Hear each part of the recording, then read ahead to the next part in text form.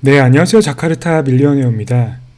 이번 영상은 인도네시아 부동산 관련 회사를 소개해드리는 영상입니다. 인도네시아 부동산 섹터에는 정말 많은 기업들이 상장이 되어 있는데요. 영상 업로드 기준으로 해서 시가총액 1위인 빠꾸원 자티, 종목 코드로는 PWON을 소개해드리려고 합니다. 시가총액으로는 23조 루피아 수준으로 원화로 약 2조 원 규모의 큰 부동산 회사입니다. 빠꾸원 자티 홈페이지에 들어가 보면 39년이 넘는 디벨로핑, 개발을 하고 또 마케팅, 판매를 하고 또 그리고 오퍼레이팅, 운영을 하는 그런 부동산 회사라고 되어 있습니다. 빠꾸원 자티는 1989년에 상장한 지 꽤 오래된 그런 부동산 회사입니다. 지난 2005년에 투자했다고 한다고 하면은 무려 2679%의 수익을 거둘 수 있었던 그런 훌륭한 종목이었기도 하죠. 위 사진에서 이 빠꾸원 자티의 가장 큰 특징을 볼 수가 있는데요. 이 회사는 슈퍼블록이라는 부동산 개발에 특히 뛰어납니다. 이 보이시는 사진에서 쇼핑몰이 여기 밑에 있고요. 그 다음에 여기 오피스, 그리고 레지던스, 호텔, 모두 다 있기에 원스톱으로 생활이 가능을 하죠. 그래서 슈퍼블록이라고 또 불리고요. 그 예로서는 이 자카르타 남쪽에 위치한 코타 카사블랑카를 예로 들 수 있습니다.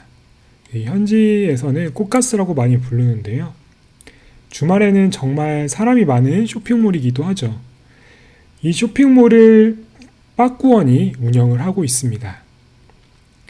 빠꾸원이 집중하고 있는 지역으로 한번 보면은 자카르타 지역과 수라바야 지역이 대부분입니다. 그 외에도 중부 자바도 있긴 하지만 대부분 제1도시인 자카르타와 그리고 제2도시인 수라바야에 집중을 하고 있습니다. 우리나라랑 비교를 한다면은 서울과 부산이라고 하면 되겠네요.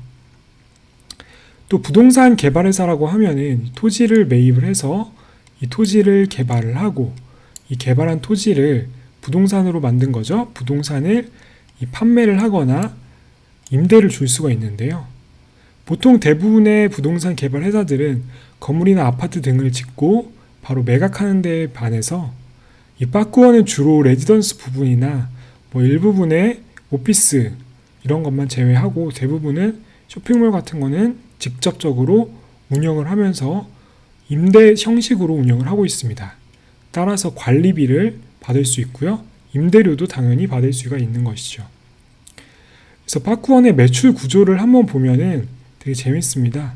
45%의 매출이 이 쇼핑몰 임대료를 통해서 얻고요.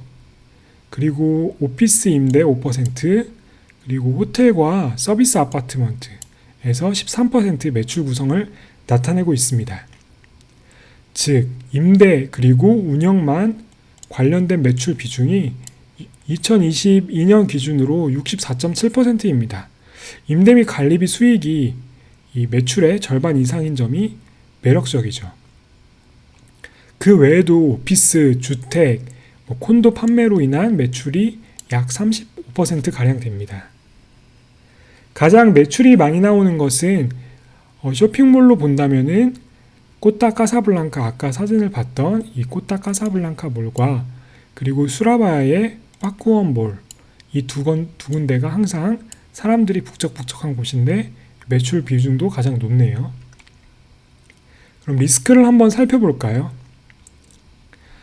이렇게 약 9개의 쇼핑몰에서 나오는 수익이 있는데 2026년 이후에 계약 만료가 대부분 있습니다. 다만 2023년에 약 22%의 계약이 만료가 되어서 이 부분을 재연장을 하거나 아니면 새로운 임차인을 찾지 못한다면 매출이 감소하는 이 타격이 있지 않을까 살펴보아야 할 부분이 있습니다. 그래서 그런지 모르겠지만 뒷부분에 보았을 때 이 다른 증권사 애널리스트가 분석한 자료에 의하면 2023년에 매출은 약간 부진하다고 나타나는데 아마 이 이유가 크지 않을까 저는 개인적으로 생각을 하고 있습니다. 또 몇몇 지역은 이 오피스 부분에서는 또 저조한 임차 상황을 보여주고 있는데요.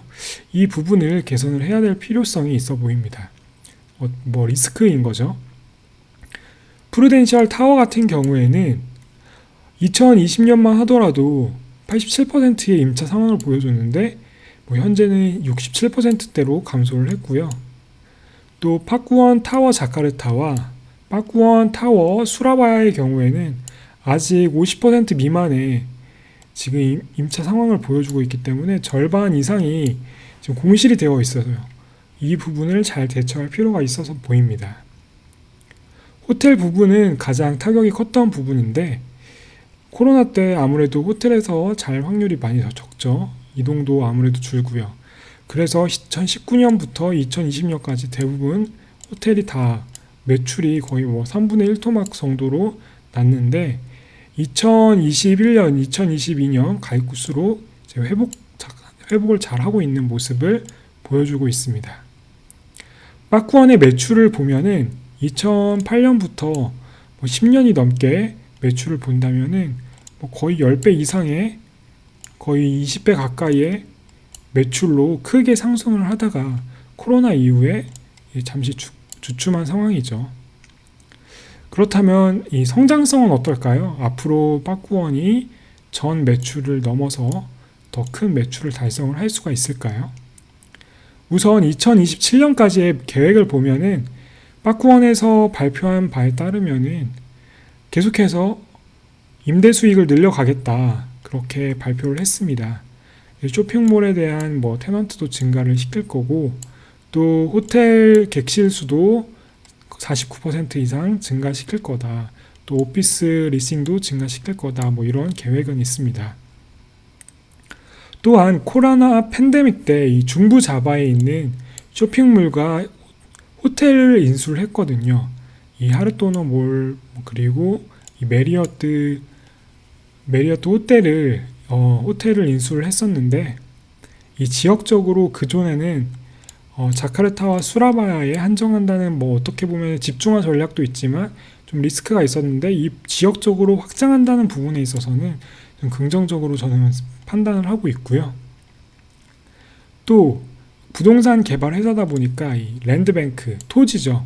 토지가 얼마나 있냐에 따라서 새로 또 개발을 해서 주택을 만들던가 아니면은 건물을 짓는다던가 할 수 있겠죠.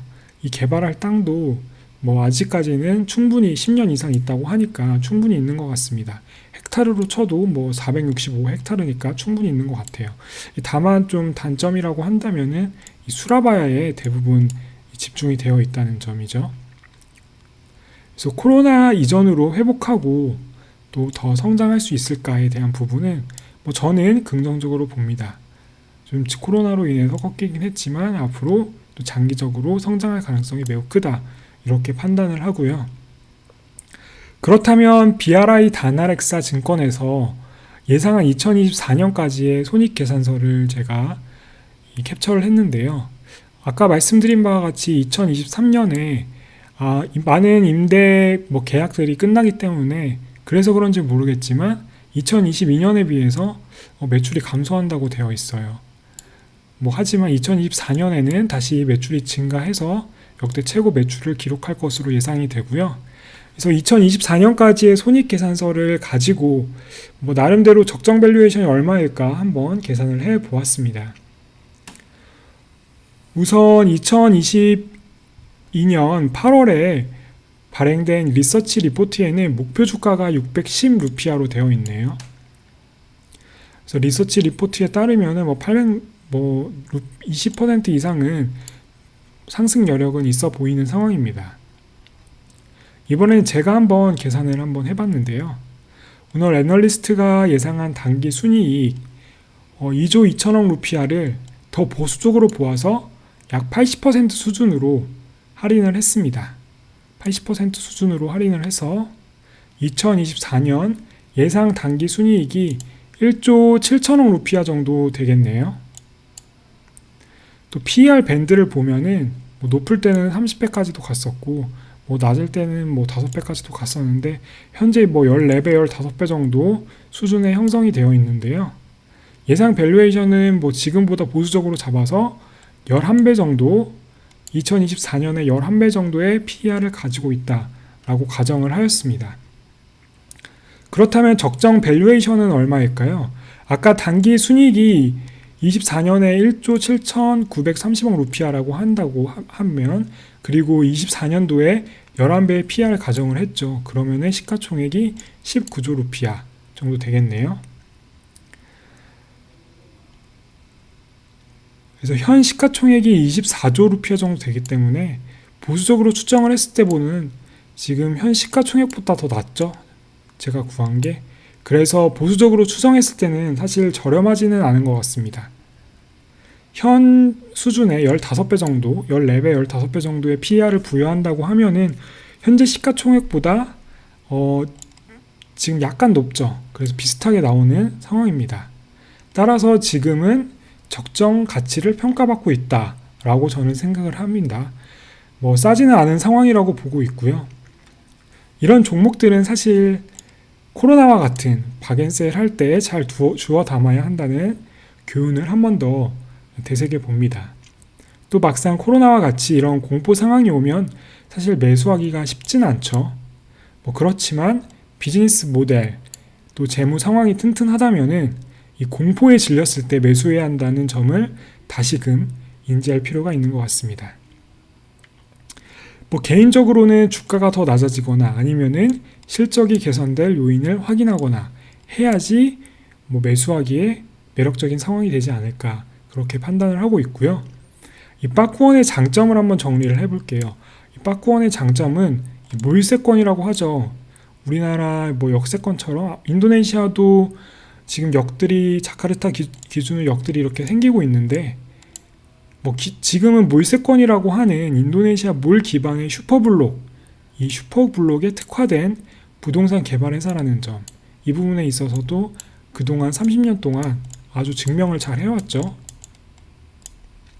두 번째로는 임대료와 관리비, 이런 안정적인 임대 수익을 거둘 수 있는 포트폴리오가 되어 있어서 매출의 50% 이상이 이렇게 안정적으로 따박따박 나오는 수익이라는 점, 장점으로 저는 꼽고요.